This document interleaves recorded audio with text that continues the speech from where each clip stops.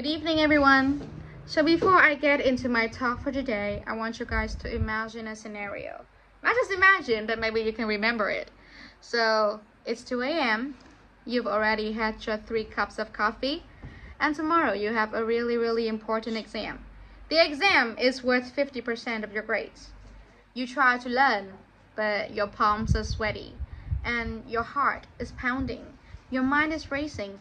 You cannot think of anything else. You think that you cannot focus on your work, right? So what do you interpret that feeling? What do you guys call that feeling?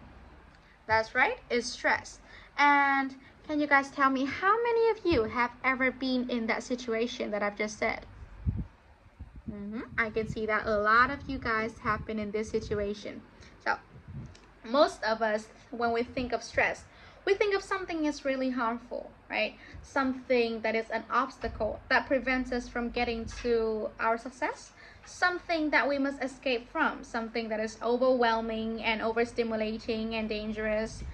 But what if I say that stress is not only negative? What if, like colors in a spectrum, stress can come in many shades, right? Some can be destructive, some can be powerful, and some can be transformative. So today I'll walk you through 3 stages of stress: the red zone, where stress is harmful; the blue zone, where stress can empower us; and the full spectrum, where stress becomes a tool that we ourselves can use. So let's start with the first zone that I think that we are all familiar about. It's the red zone. So think in your mind, what do you think about when you think of the color red? I think we all have the same idea in mind, right? Red, we can usually see it in some dangerous scenes in movies, right? In like alarm clocks, something that is quite surprising and dangerous, right? Something that we are usually scared of, and something that is not good. So red, it represents the danger, it represents the burnout in our body, and it can also represent our exhaustion when we do something a lot. And our symptoms when we enter the red zone, it can be headaches, right? You have migraines all the time, you have the sleepless nights, you cannot focus on anything. That's poor focus. That's when you enter the red zone. So I have been in the red zone a lot of time, but I remember that in my first year, there was a really hard subject. It's really hard that right now I am scared even to talk about it. And so I have stayed up for at least 3 nights to revise for this exam because it's really hard and I had no idea. And so because I stayed up for 3 nights, I was so exhausted that I could not remember what I studied when I got into the room.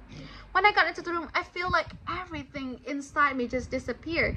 I just see the prospect of me failing that subject, even though I have revised it for 1,000 times.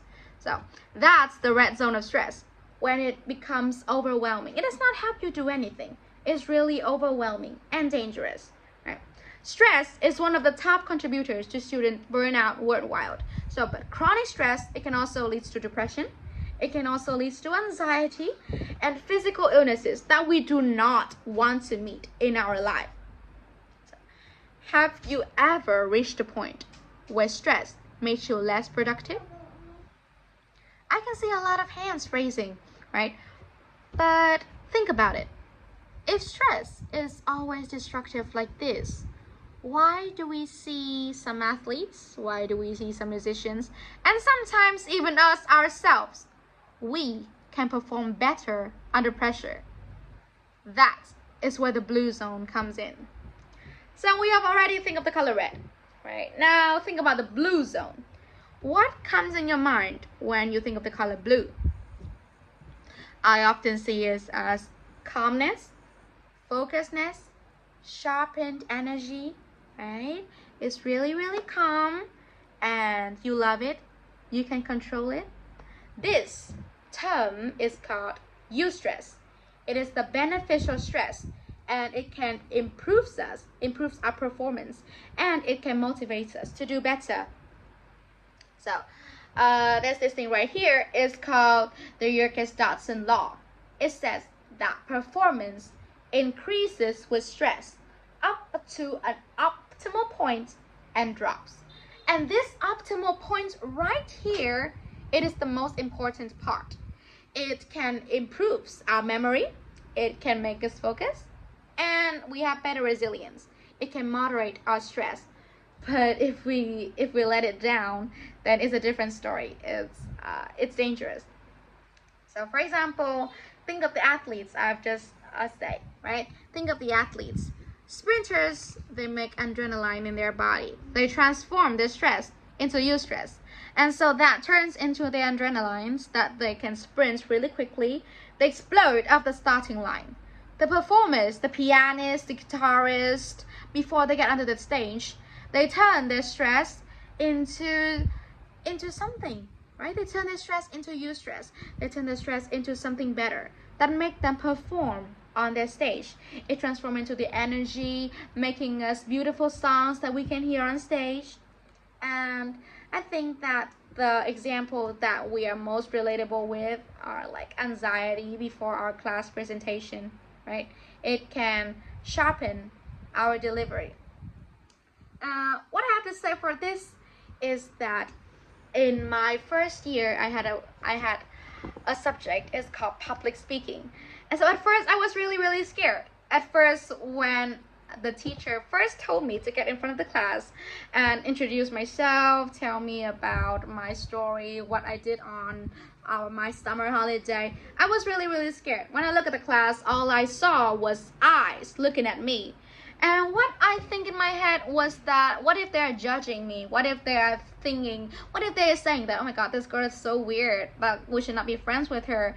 What if, I just think that they are judging me, and something inside me, I feel really scared. But then I realized that it's not good. I cannot let this stress, I cannot let this overthinking happening to me again. So the next time, in the next lesson, the lesson 2 of public speaking, I got onto the stage, I look at their eyes. Again, they're just the same pairs of eyes, but I interpret them as something different. They're not judging me. They're just admiring me. They're just looking at me. They're just curious about what I have to say next. And maybe they will clap for me after this presentation. And that is what they did. So what I did is that I reframed that feeling. I turned that from stress, I turned that from overthinking into excitement. I turned that to motivation. And it is the energy that helps me deliver one of my best performances. And until now, public speaking is one of my most favorite subjects because I can speak really confident in front of the class.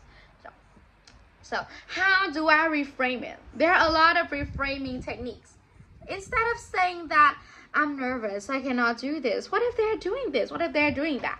Just say that I am excited and the world revolves around me, right? This is just a mental shift. Everything around you stays the same, but it's the mental shift. It can shift you to perform better under pressure. So, stress isn't just red and blue, right? It is the full spectrum in between. And that is where the power lies. That is where we have the most power. So it is a tool for our possibility in the future. Stress is a signal. When we are stressed about something, we think about it a lot. And why do we think about it a lot? It is because it matters to us. It matters to us. So instead of running away from stress, we just interpret it as a sign of value. We value this subject. We value this thing. That's why we're stressed. And we can do this because we value it a lot. There are a lot of practical strategies for us to make this transformation. So, exam nerves. It means that you are doing well. It means that you are caring about the exam. Exam nerves, it does not mean that you are failing, except when your head is thinking that, except when you are just saying that, oh my God, I'm failing. It's just the thing in your head, right? There's a quote. It says, energy is neutral. It's up to us how we channel it. So before the test, you are pumping and you're really scared. You say that I'm failing. So instead of saying I'm failing, just saying that I'm just a little bit scared, but I can do this, right? It's not because you're failing. And so we can regulate. Then we have a lot of things. We have a lot of ways to regulate. First of all, is breathing. Breathing is what we do every day, right? We see that everyone is breathing, but breathing can do a lot when we are stressed. NBA players, before their games, they have a routine of breathing to calm themselves down, to calm their nerves down. Just 3 to 5 seconds of deep breathing, inhale and exhale, it can change. It can make you feel a lot less stressed. And so it can bring you mindfulness. And what you can do also is to rebalance. After a really hard test, after something that is really crazy happening in your life, you can rebalance it. You can rebalance your chronic stress with rest, with social connections, hanging out with your friends, with your loved one, or just a simple cup of milk tea would do it. See, it's balancing focus with recovery. So, back to our story in the first place. Back to our story about a student waking up until 2 a.m. having 3 cups of coffee and still mind racing about the test tomorrow, right? So we can just reframe it. The heart isn't racing because you are failing. The heart isn't racing because you are going to fail. Your heart is racing because your body is preparing you to focus, and you are gonna do it. See, stress isn't just a color. Stress isn't just red that we all think about. It's a whole spectrum. The red, it can destroy us. The blue, it can empower us. And the full spectrum, it can guide us to anywhere that we want. So next time stress shows up, don't just ask, how do I get rid of it? Instead, ask yourself, what color am I in? And how can I use this? So if we learn to paint with all the colors of stress, we won't just survive university and life. We will thrive. We will create our futures full of possibilities. That is my talk for today. Thank you, everyone.